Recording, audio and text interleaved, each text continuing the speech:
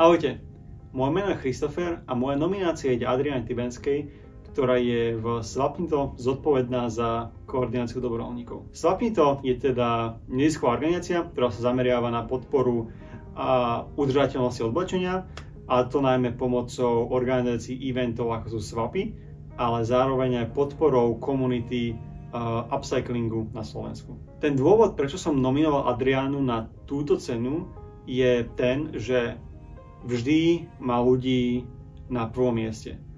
Pre nás Svapnito sú dobrovoľníci veľkou prioritou a som veľmi rád, že Adriana nám to stále pripomína a stále nám túto tému prináša pri akomkoľvek rozhodnutí, ktoré robíme. Adriana vždycky myslí na dobrovoľníkov, to ako sa budú cítiť vzhľadom na tie úlohy, ktoré potrebujeme, aby plnili na našich swapoch, alebo ako ich vlastne udržať v tejto našej komunite, ako sa im zavďačiť za to, čo vlastne pre nás robia, keďže to, že nám pomáhajú, je pre nás veľmi dôležité a bez nich by to vôbec nešlo.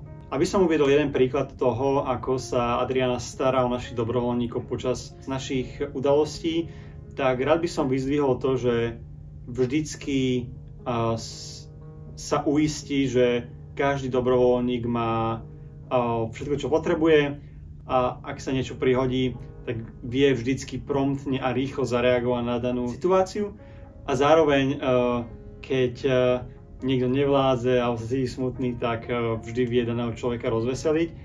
A často sa mi stáva, že proste veľmi vždycky stratím na evente, neviem, kde je, čo robí, a potom vlastne ju nájdem, ako komunikuje s našimi dobrovoľníkmi alebo s hostiami a vlastne uisťuje sa, že sú vítaní na našom evente, že sa cítia dobre. A toto je veľmi obdivuhodné a niečo, čo si na nej veľmi vážim, že sa vždy stará o to, aby sa ľudia mali čo najlepšie. A na záver, Adriana, by som ti rád odkázal, že som veľmi vďačný, že ťa život zavial do môjho života, že sme sa v tej stretli na obchodnej akadémii, že sme zorganizovali ten prvý swap a že sme zorganizovali tie všetky swapy potom. A naozaj držím ti palce v tom, čo robíš to skvelo, rob to ďalej a prinášaj proste tú radosť do života tým dobrovoľníkom, tým účastníkom, ale aj tým proste ľuďom okolo teba. Je to veľmi energické, je to veľmi príjemné a práve preto je také super byť okolo teba, pretože si super, tak rozdávaj túto radosť aj ostatným.